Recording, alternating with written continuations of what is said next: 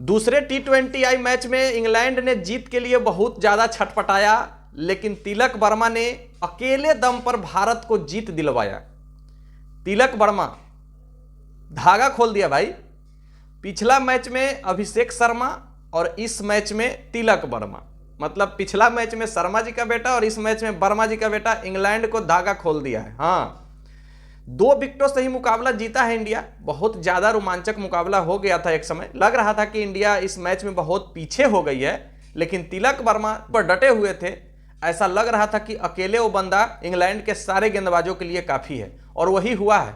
England के सारे गेंदबाजों पर अकेले भारी पड़ा है तिलक वर्मा। 72 रनों की पारी खेली है, लेकिन इंग्लैंड को पिछला मैच जितना दर्द नहीं दिया होगा, जो एक तरफा मुकाबला इंडिया जीत गया था, उससे ज्यादा दर्द दूसरा मुकाबला देगा, क्योंकि इसमें इंग्लैंड एक समय अच्छे तरीके से मैच में पकड़ बना चुकी थी।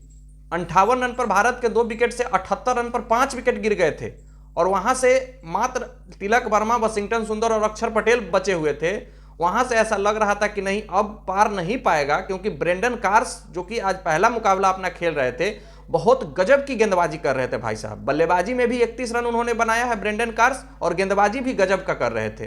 तो ऐसा लग रहा था कि तिलक वर्मा क्या अपने आप को रोक पाएंगे, लेकिन तिलक वर्मा ने इतिहास बना दिया। तिलक वर्मा का ये 315 रन अभी तक बना चुके हैं, एक बार भी आउट नहीं हुए हैं T20I में। समझिए बात को।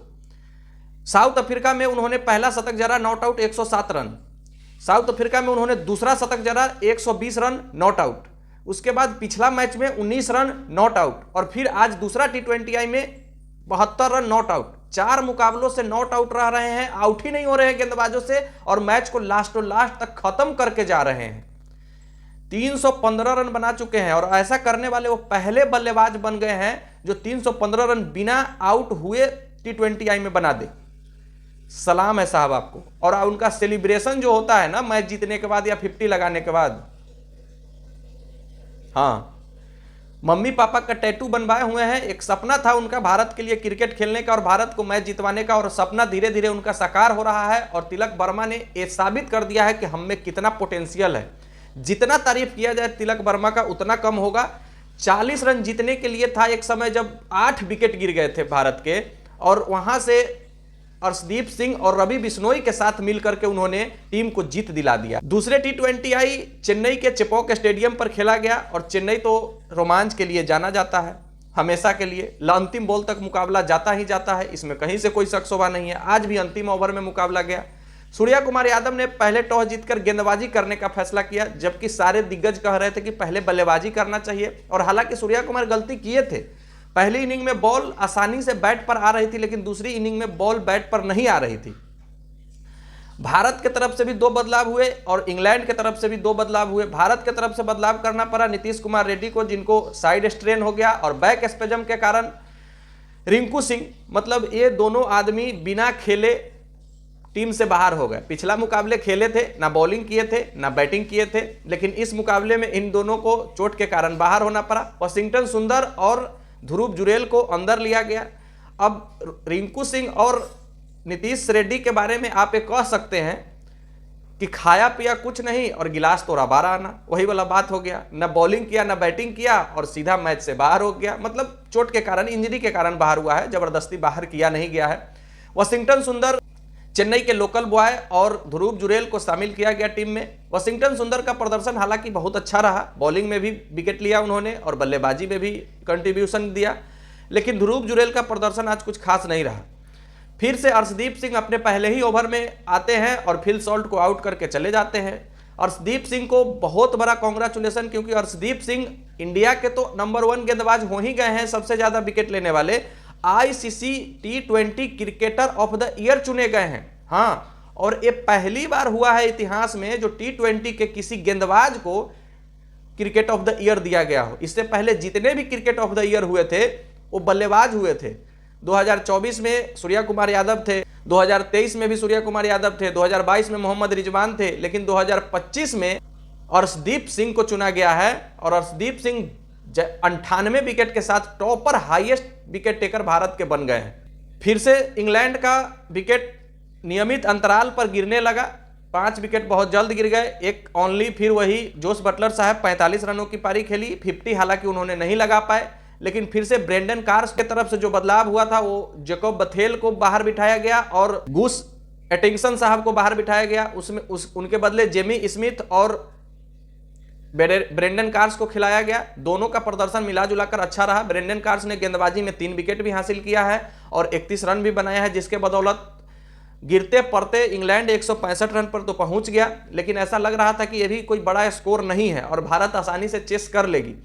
लेकिन भारत के दोनों ओपनर आसानी से जल्दी चलते बनते हैं। संजू सैमसन और अभिषेक शर्मा के नहीं चलने के बाद सूर्या कुमार यादव ने आज कुछ अच्छे शॉट दिखाए, लेकिन सूर्या कुमार यादव ने भी आउट हो गया। लेकिन एक साइड से तिलक वर्मा डटे रहे और सामने से विकेट भले गिरते रहे। हार्दिक पांड्या, अक्षर पटेल, ध्रुव जुरेल, थोड़ी देर की पार्टनरशिप वाशिंगटन सुंदर और तिलक वर्मा के बीच भी हुई।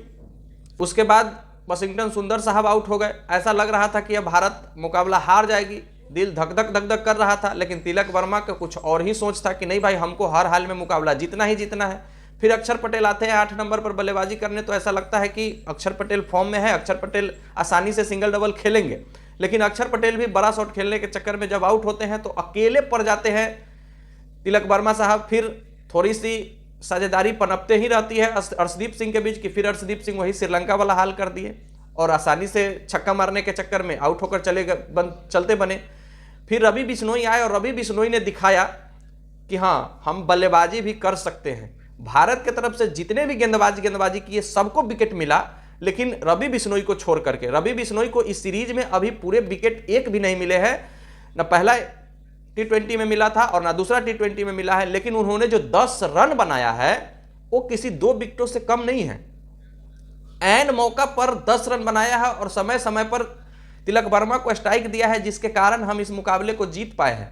नहीं तो अगर रवि बिश्नोई आउट हो जाते तो फिर वरुण चक्रवर्ती से आप बल्लेबाजी की उम्मीद नहीं कर सकते थे और मुकाबला हम लोग हार जाते। तो रवि बिश्नोई का जो 10 रन का योगदान था वो भी किसी विकेटों से कम नहीं था। और 8 नंबर तक बल्लेबाजी रखने का क्या फर्क पड़ता है, इसी से आप देख लीजिए। भारत के पास 8 नंबर तक बल्लेबाजी था और 8 नंबर तक बल्लेबाजी का फर्क यही होता है कि आप 2 विकेट 1 विकेट से भी मुकाबला जीत सकते हैं और भारत ने दिखाया है कि हाँ, हम जीत सकते हैं। लेकिन ऐसा लगा इस मुकाबले में कि दोनों कप्तान अलग अलग नाव पर सवार थे, क्योंकि भारत के तरफ से जो गेम खेले वो 4 स्पिनर खेले गेंदबाजी के रूप में, और वही इंग्लैंड के कप्तान जोस बटलर ने स्पिनर का वैल्यू ना देते हुए 4 फास्टर गेंदबाज खिलाए। लेकिन दोनों का डिसीजन सही निकला। भारत के तरफ से स्पिनर खेले तो स्पिनर ने अच्छा 7-8 विकेट लिए और इंग्लैंड के तरफ से फास्टर गेंदबाज खेले तो उनके तरफ से सारे के सारे तेज गेंदबाज विकेट लिए।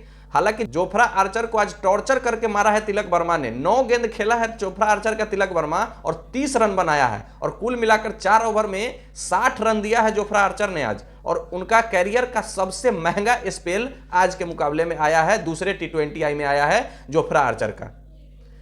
तो तिलक वर्मा, आपको हैट्स ऑफ है कि आपने मुकाबला जिताया। 2-0 से भारत आगे हो गई है। अब अगला मुकाबला 28 जनवरी को खेला जाना है, देखना है क्या हो पाता है। लेकिन आज के मुकाबले में बहुत ज़्यादा मजा आया। मिलते हैं फिर नेक्स्ट वीडियो में, जब तक के लिए बेस्ट ऑफ लक। धन्यवाद। जय हिंद।